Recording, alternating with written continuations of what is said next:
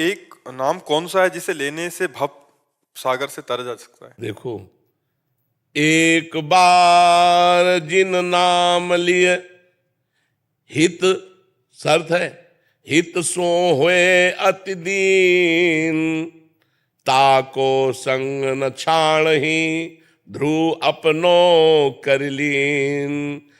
एक नाम त्रैलोक हितारे, जो न ले सो जन्म ही हारे। एक नाम भगवान का कोई खास नहीं कि राम या श्याम या कृष्ण या हरि, नहीं।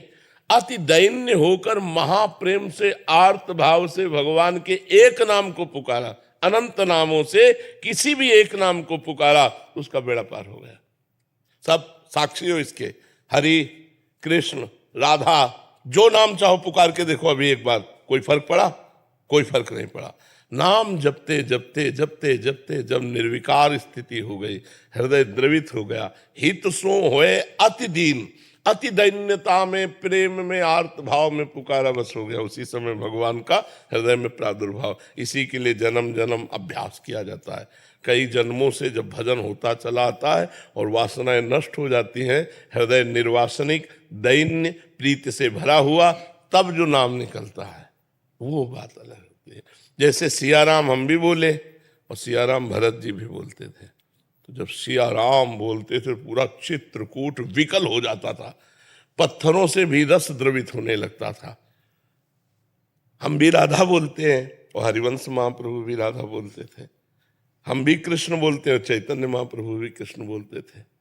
तो हमारा अभ्यास और स्वाद वो अभी जागतिक है, उनका अभ्यास और स्वाद दोनों भागवतिक है। तो जब हमारा चिंतन भागवतिक, भगवदाकार वृत्ति हो जाएगी, आर्त भाव होगा और दैन्य होगा, तो कोई एक नाम उच्चारण करो, उनके सब अनंत नाम हैं, अनंत नामों में कोई भी एक नाम उच्चारण करो, उसी से भगवत प्राप्ति हो जाएगी। समझे? अगर दैन्य और प्रेम नहीं है, आप कोई भी नाम कहते तो उच्चारण करो किसी भी पापी पुरुष से, तत्काल उसके अंतःकरण की पवित्रता स्थित हो जानी चाहिए, चंचलता शांत हो जानी। कोई भी एक नाम हमें बताओ और किसी भी पुरुष को उच्चारण करो और उसी समय तत्काल उसको पवित्र हो जाना चाहिए, नहीं होगा। क्यों? क्योंकि बार बार जो हमारे अंदर दुर्वासना मम सदा परिकर्षयन्ति, जो दुर्वासना है, उसीलिए कहा गया है सातु दीर्घकाल निरंतर सत्कार सेवितो दृढ़ भूमि।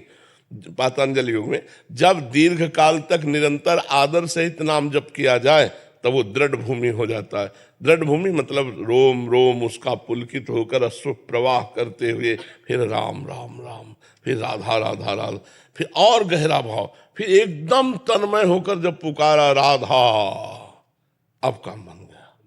हाँ, अब काम बन गया, पूरे हृदय में डूब करके। तो अभी हमारा चंचल मन है, इंद्रियों के द्वारा विषयानंद है। अब नाम जप कर रहे हैं, साथ में रील चल रही, भूत चिंतन, भविष्य चिंतन, वर्तमान में भोगों की भोगने की इच्छा। देखिए, नाम चल रहा है और साइड में रील चल रही मन की, भूत का चिंतन, भविष्य का चिंतन, वर्तमान में भोगों की भोगने की इच्छा, इसको मिटाना होगा। ये जब रील मिट जाएगी और केवल नाम रह जाएगा, तो एक नाम त्रैलोक हितारे, इतनी सामर्थ्य नाम में है। पर वो सामर्थ्य तभी आएगी जब बार बार जप करेंगे, बार अव्यावृत भजनात्, बार बार हम नाम को दोहराते रहें, जपते रहें, तो फिर हमारे हृदय की अज्ञान अविद्या वृत्ति जब नष्ट होगी, तब जो नाम होगा वो फिर भगवान को आकर्षित करके प्रकाशित कर लेगा।